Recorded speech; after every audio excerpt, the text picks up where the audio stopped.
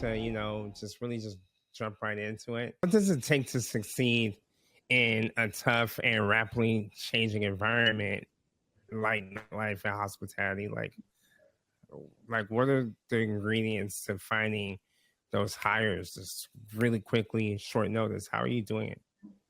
Yeah, a lot of our team in major cities is not super short notice. Well, I guess sometimes it is. We have a really good network, and as we expand, we do rely on short-term notice. In LA, we don't rely on it as much because we've existed here for a longer time. In other cities, though, we look to, our major connections and just people in my network that I know from the events industry. And I rely on that. I mean, I think a lot of it, just building a business in nightlife in general, is a lot of your relationships play a big role. And I have a lot of those because I've spent years building them and cultivating them and working on them. And I, provide a lot of value to my relationships as well. So I rely on them when I'm looking for new talent and looking to hire in a new city. But it definitely just takes moving quickly. I think that's the biggest thing that you can do. Like, this is an industry that just moves so fast. We are something that things change day by day. So it's really just like being able to adapt really quickly. And I don't think nightlife is a good industry for someone who doesn't like to move at a fast pace. 100%. I absolutely agree with that. So it sounds like you keep like a pipeline of talent at all times and you leverage like your network to do that. Mm-hmm. Yeah, definitely. We have a good growing database in every major city. And so we keep them as long as, they're doing a good job for us, we keep them. And then most of our talent likes to stay and likes to keep working. Wow. Okay. So, but I imagine there's a lot of turnover that you're dealing with, especially in hospitality. It can be very volatile. There's a lot of turnover with that. What are you doing to combat that? Yeah, we don't get as much turnover as I think your average nightclub or somebody might get because we operate in a really unique way. So every time we send a job out to anyone on our roster, they have the opportunity to say yes or no, which is really nice. It's a really nice way to have a job on the side because you can always turn something down with no penalty, and you can say yes as much as you want when you want to be working. And we don't do exclusivity deals either. So you can work with us and also work with whoever else you want. We're really just in the business of everybody, making money and having a good time. I think it's a little bit harder with, some of the nightclubs that maybe have really strict rules or have a lot of politics at play and they don't want you working with like a competing nightlife group or anything like that. We don't bother with any of that. To us, we're like, if you show up and you do your job and we can have a good time, say yes as much as you want, say no as much as you want, we're happy. The only time we really remove staff from our roster is if somebody were to break a policy. That's pretty much a dead end for them. But aside from that, we're very flexible. Oh, that's super cool. So it's like, it's really gig work then. It's if I was working with Viper, I could choose when and when I don't want to be on schedule. Yes, exactly. And really, like I said, our main thing is when you're on site, we do require you to follow our company policies. But aside from that, you are welcome to say yes or no as much as you want. And really, that's been my focus as a founder, especially this year, is just innovating in the gig economy and the way that people look at side hustles and the way that we hire temporary staff. I've really been creating better conditions for temporary staff. And I've also been creating a better talent pool for big brands that need temporary staff. And so I've been bridging that gap. And that's something that is my focus for this year and the next year as we expand and as we scale into new territories and new cities, is really that innovation in that gig economy and that gig work sector. Wow. Okay. Congratulations on that. I could see how hard you've been working on this, and your progress speaks for itself. Thank but you. Go ahead. No, I was just saying thank you. Yeah, of course. Nightlife, nightlife it's a very large industry, and nightlife is one of those categories that isn't necessarily taught in schools. Mhm. Like you do a lot of upskilling, a lot of reskilling your teams. Can you talk to me about your process? How are you doing that? When it comes to training, you mean? Yeah, like what are some of your best practices for, Mhm. training your teams like that? Yeah. So we actually built out like a whole Viper training. It launches later this year. It's called the Viper Academy. We Oh, beta tested it with like our senior management group in March, and we're going to be rolling it out probably in the fall.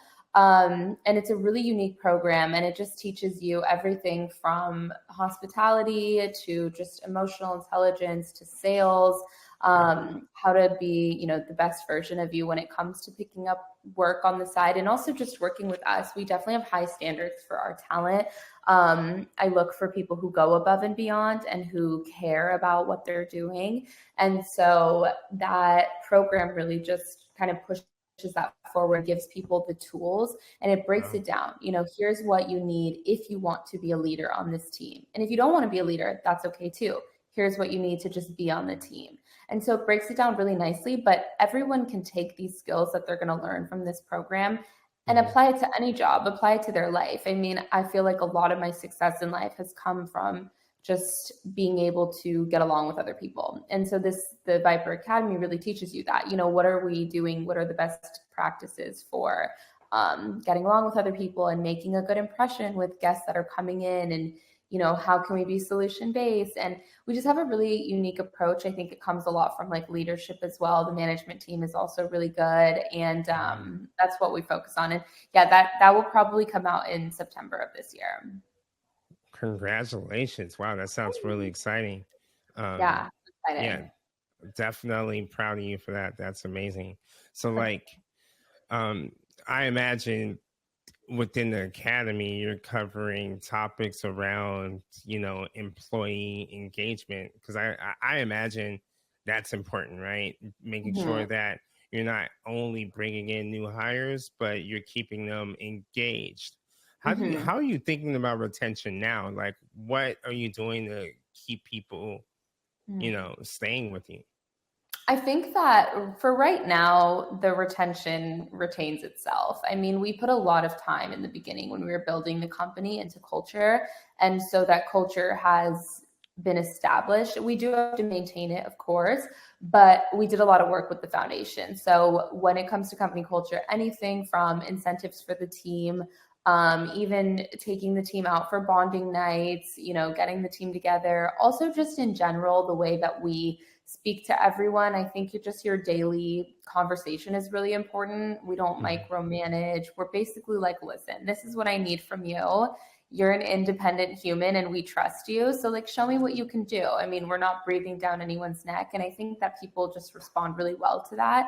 Yeah. We're very appreciative of everyone. I'm always like thanking the team for just being here and, choosing to work with us and stuff. And we just everyone really comes back. I haven't really Oh, had wow. anybody not come back in the years of being around. When we have had any internal problems, we've handled it in really unique ways. We've done like group sessions together, we've done surveys, we've really talked about how we can improve as a team together. And I'm really big on like teaching everyone on the team about perspective and confirmation bias and the importance of open lines of communication. So I just do a lot of work when it comes to building a person up, and then I Mhm. think that spreads out to the rest of the team.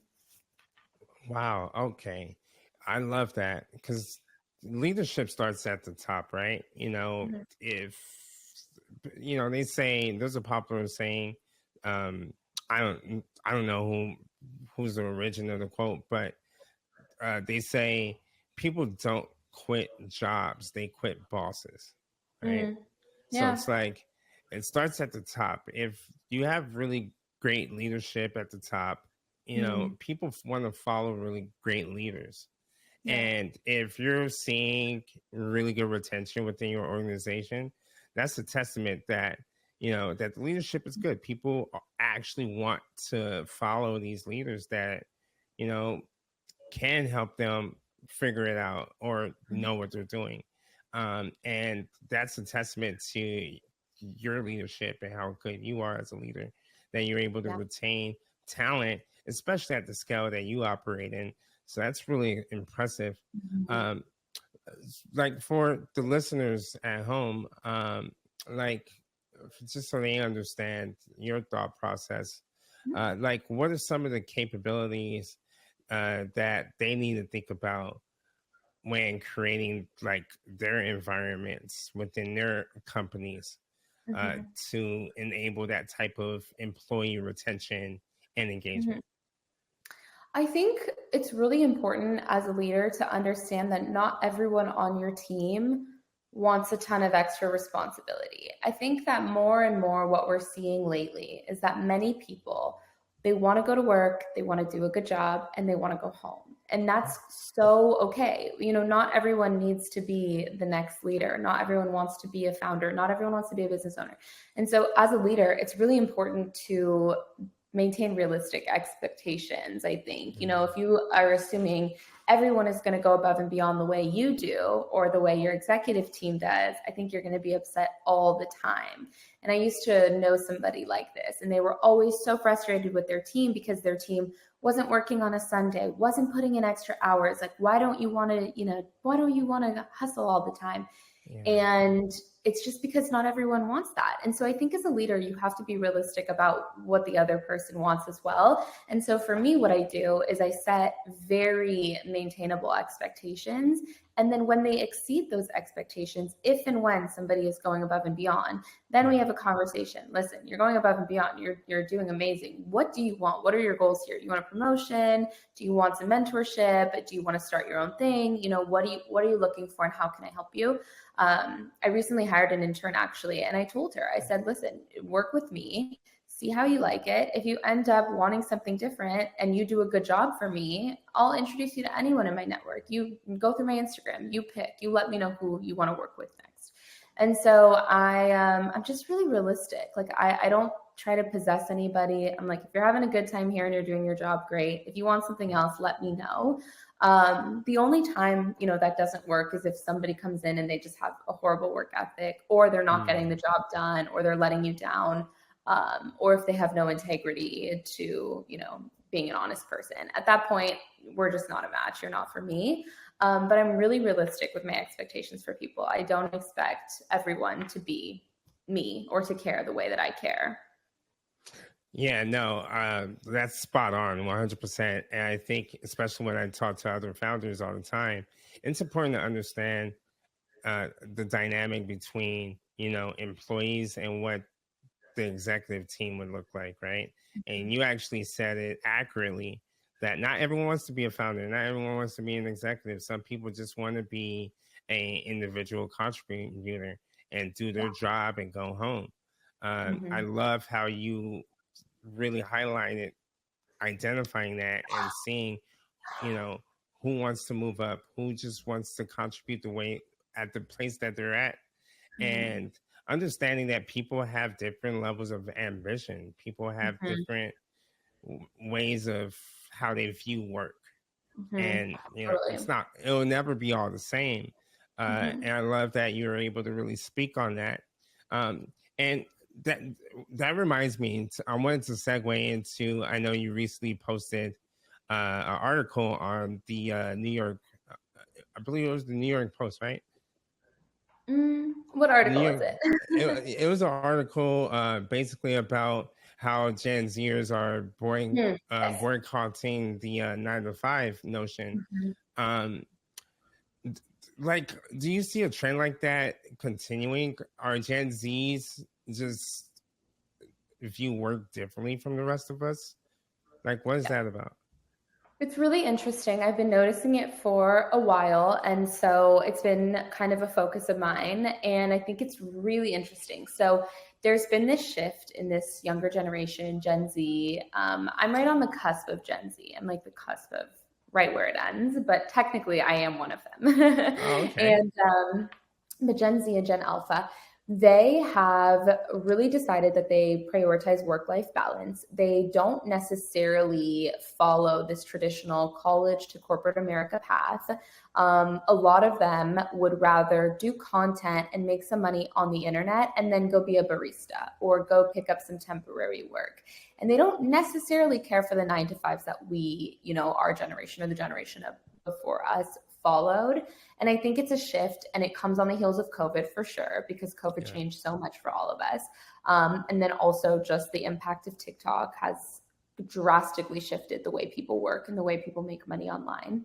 And then I think another thing is they look at the current political system and the economy and everything, and they don't have a ton of hope in the traditional system. They don't see that, oh, if I go to work and I get a job, I'm for sure going to have retirement. I'm for sure going to buy a home. They're kind of realizing that that's not really guaranteed. And so they're changing their work-life balance. And I've been spending a lot of time on it. And so I think it's really interesting. And it comes at the time that all these enterprise brands and all these big companies are laying off so much of their staff. So if you look at the increase in layoffs, and then you look at the increase in desire for temporary work from this next generation, there's actually a perfect storm right there in what we can do. And so it's really something that I've been focused on at Viper, is bridging that gap. I mean, we already bridge it, but really doubling down on it this year and innovating inside that space for people who want to pick up work on the side and want to do a good job. And then all of these brands and companies that just laid off a lot of their long-term staff that need some temporary fill-ins.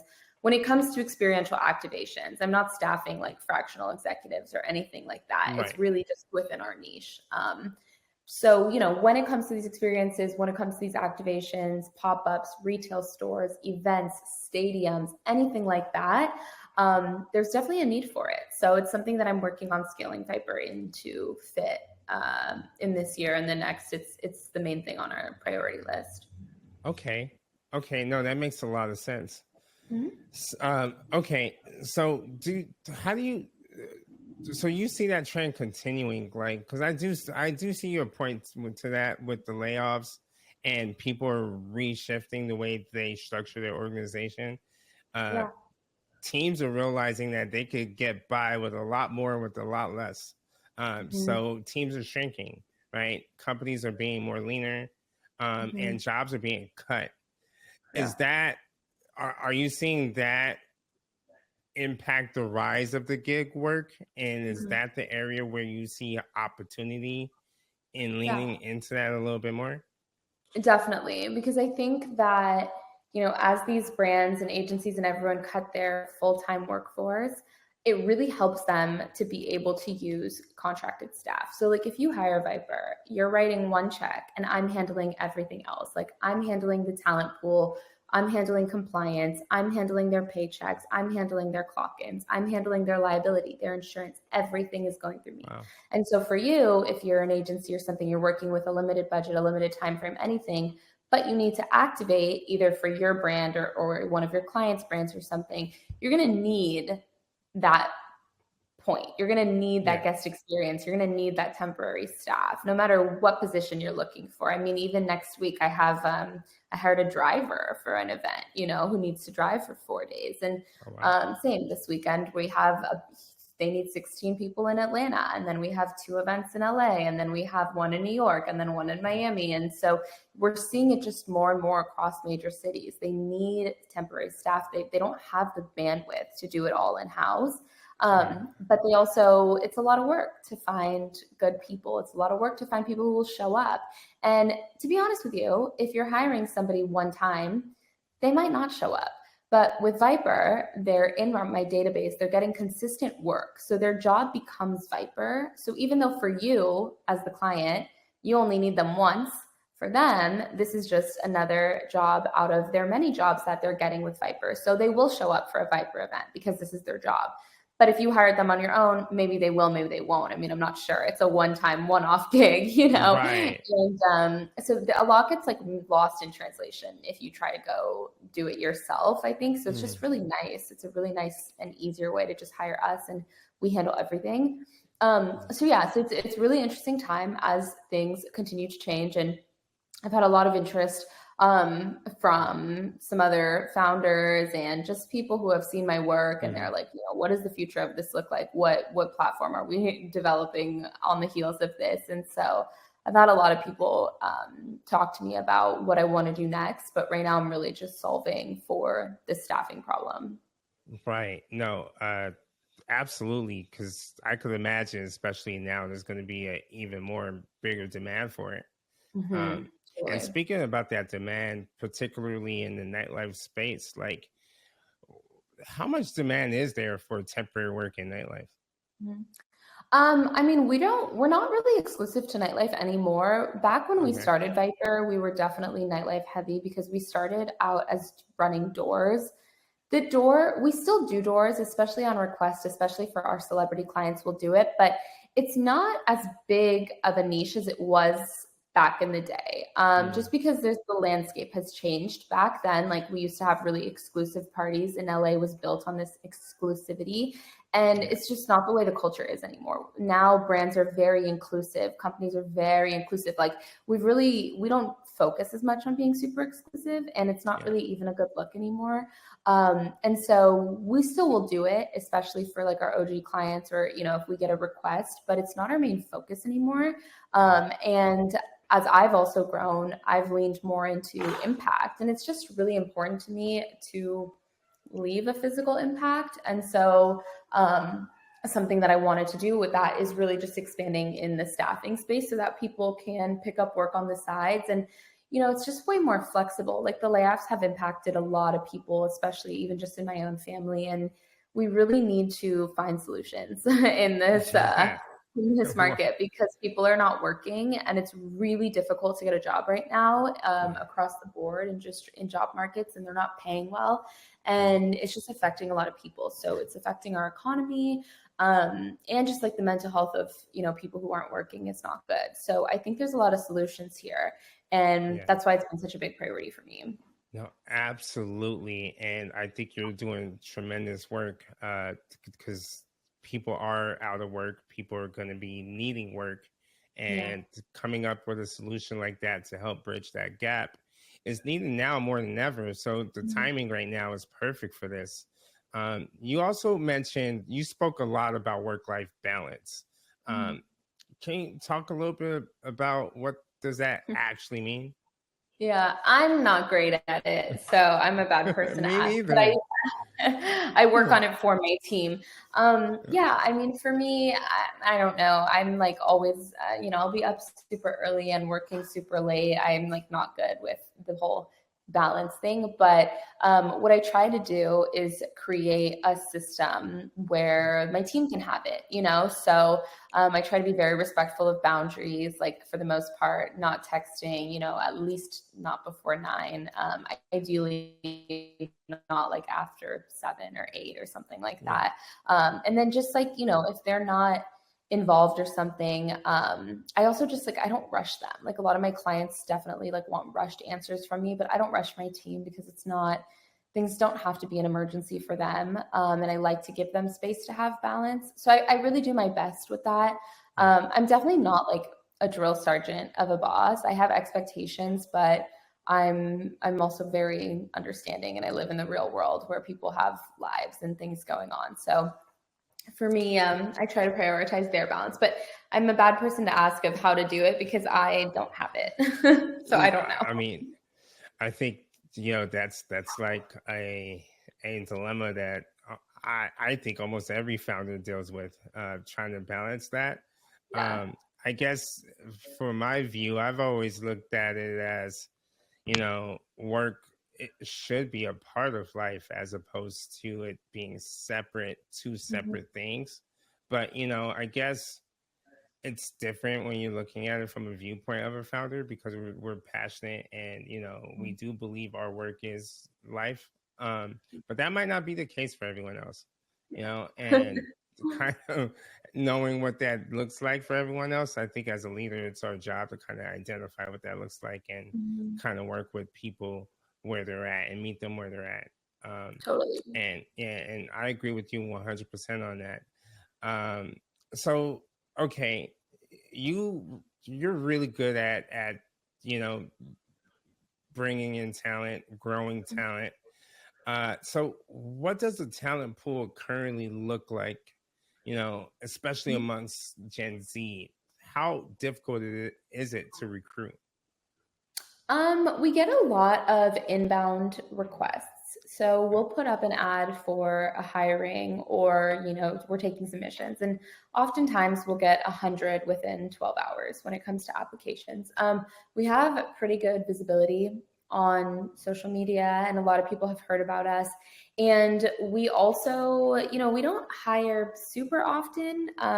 Maybe we do, but we use a lot of our own database. So if we are opening up new spots, then people have usually been waiting for it.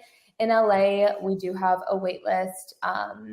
There's a wait list to apply. So Oh, wow. I don't know how long Okay. it is right now. Yeah, I know at one point it was like 98 people deep. So once Damn. we expand a little bit more and are able to hire a little bit further, then we definitely will. So it's kind of like the Okay. chicken or the egg being a founder. You need to also, get more work for people in order for us to bring in new hires, because everyone on my existing team also wants to be working. So the team, once you're in, it's pretty consistent. A lot of my girls work really consistently.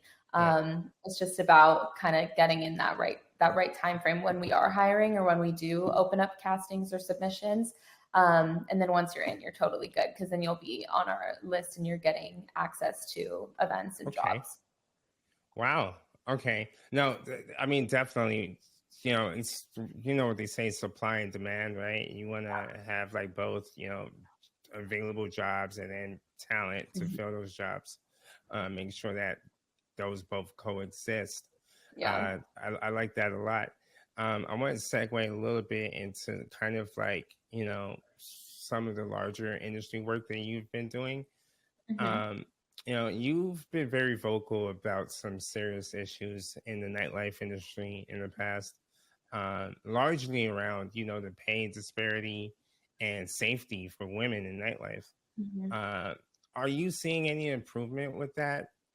Has there been any positive change? Honestly, I don't go out a ton anymore. I'm a little disconnected from the nightlife sector just because we Hmm. pushed really heavy into like events and enterprise brands and less with nightclubs. Yeah. Back before COVID, we were working with a lot of nightclubs. I think we were working with like four of the biggest nightclubs. So we were deep in the nightlife world. We had a lot of clients in nightlife and Yeah. all of that. And now we work more with corporate brands. So I'm not really too sure where it's at now, but I can tell you in the past, it really wasn't great. Just with, people getting roofied or the use of GHB, that kind of thing. And it's even happened to friends of mine. I have many friends have been laced with something, and it can be a little scary. I think one thing that we're dealing with in LA right now, just across the board, not even just in nightlife, is just general safety. The safety is not great in LA. I grew up in Yeah. LA. I'm born and raised here. I've seen it all, but it's gotten really bad. I've actually never seen it this bad. Wow. LA is out of control at the moment when it comes to crime, and that's a bigger conversation. Right. But that's definitely something that's a problem. So I know that for sure. Within the nightclubs, I hope that people, are doing a better job. Mm. When we were focused on that, we did put out an initiative calling on nightclub owners to mandate, new rules, like mandate putting a female manager in, mandate writing down when a staff member complains about an inappropriate, misconduct from a guest. Because Yeah. what would happen is bottle servers would complain and nothing would ever get done about it.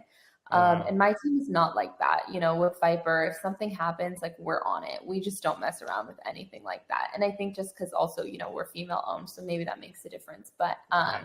that was a big thing that we were focused on. So I hope it's gotten better. We're not really in the nightlife scene as much anymore, but Yeah.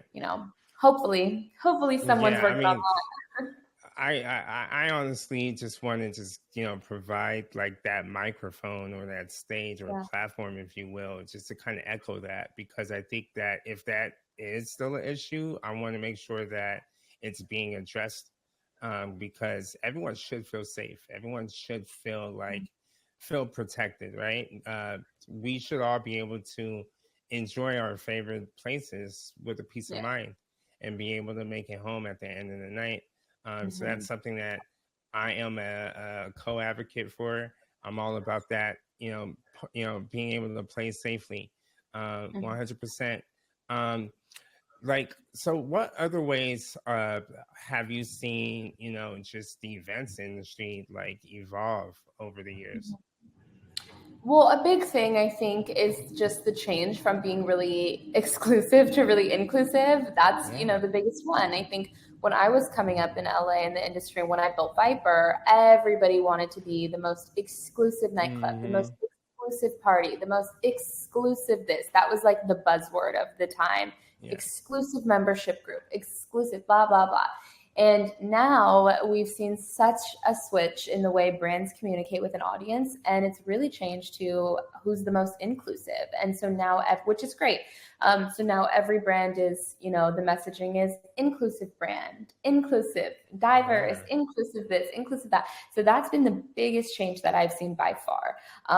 That was a complete 180, especially in LA Yeah. and even in, New York and Miami and stuff. I'm sure some people still focus on the exclusive thing, but not anywhere near what it used to be, not even close. So I've seen that change a lot. And then I think Yeah. just the way brands spend money and like what they care about has changed so much in the event scene just because social media plays a really big role now. Mhm. So we see more money going to influencers. Not everyone is throwing big events. We used to get like these massive events where brands would come in and spend $1 million and bring a huge DJ and make a whole experience for people. And they would rent furniture and they would jazz up the place. And it was a big deal. And we don't Yeah. really see that anymore. And now we see these more intimate experiences, or maybe, they hire a street team, or they do a little pop-up activation. And instead what they do is they spend money directly with influencers, which is like, probably I would say their biggest marketing spend right now. So that's a big difference too. Wow. No, 100%. That is a huge, significant difference from exclusivity to inclusive. Um, Mm-hmm. and I'm glad you touched on that because I think I had a conversation with a colleague not too long ago that we started to really see that change as well.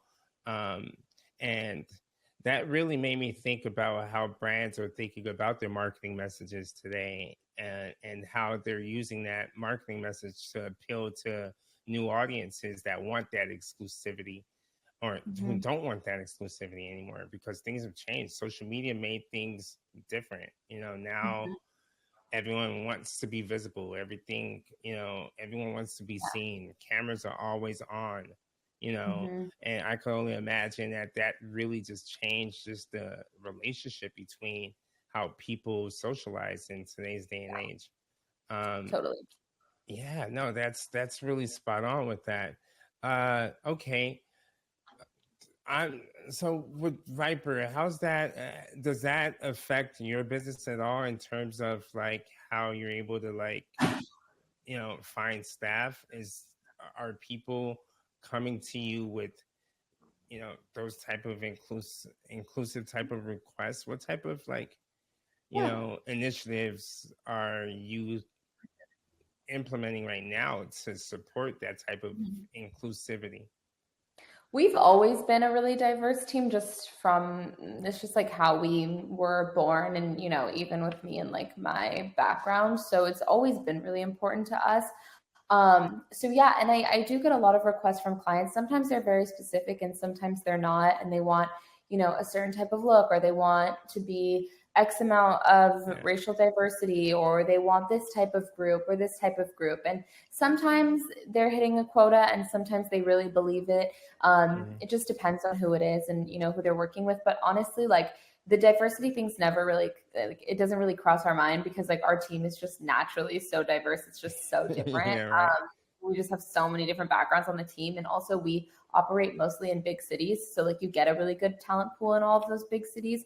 Yeah. And so that's just always how we've been. So it's pretty easy for us, but that's definitely like a big request. And then the other thing is just how we communicate with the guests on site. So like back when we first started Viper, the messaging was always like, oh no, sorry, not tonight. You can't come in. That was what the client wanted. Oh, Yeah. make it seem like there's a long line. Make it seem like you can't get in. Make it seem like you're holding people at the door. And now Wow. the messaging is so different. The messaging is like, we want you inside. We want to cater to you. We want you. It's completely different. It is the funniest thing. Yeah. And so it's great. It's more inclusive and I people feel like better. that And better.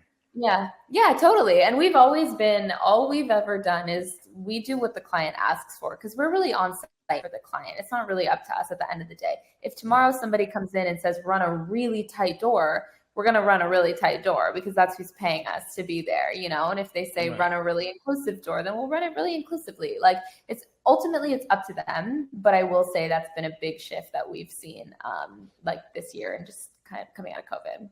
Wow, wow, wow. I mean, just the level of insight that you're able to really kind of touch on. And because you see a lot, you work with tons of brands, and you're in the field really seeing how Yeah. things are evolving on a day to day. So insight from you goes a long way. Okay. Um, I kind of just to kind of wrap this up, I try to Mhm. always ask guests to, share what their future outlook looks like in the industry. Like, you Mhm. know, what do you have in store for 2024 and beyond? Mhm. So we've been really busy expanding into new cities. So we've been doing a lot more in Miami, a couple things in New York, a couple things in Atlanta, a couple things in Vegas. So expansion has been big for us. We're very focused on it. At some point, I would like to break into that European market as well, maybe also Singapore or Tokyo, just a place that, places brands are activating and spending money. So that's kind of in our like later pipeline. Yeah. And then the biggest thing for me, this year is really launching that Viper Academy and just getting ahead of this gig economy. How are we innovating? I mean, we've already done a pretty decent job. We're already in there, but it's really just furthering that messaging. And we're a really small team, so we operate in a very lean format. So we're not able to do everything at once, and we prioritize client needs. So as much as we want to put out a ton of our own initiatives, we also right now are slammed with clients, and Wow. we kind of focus on them right now. And then when clients slow down, maybe in August, just because people go out of town in August, Mm. then we'll kind of regroup and focus on Viper initiatives. But we are a very lean team, so we don't have like endless amounts of bandwidth, and so clients definitely get like our first priority. Yeah, I completely understand that. Thanks again for sharing all of that. Honestly, it's a breath of fresh air every time I get to chat with you. I Thank think you. I've learned a lot just from this conversation. Um, Well, thank you for having me. I appreciate it. yeah, of course, of course. I know you're extremely busy. I don't want to keep you up all day, but thanks again for taking the time to jump on the show. Of course. Thank you for having me. It was so fun. Yeah, all right. Have a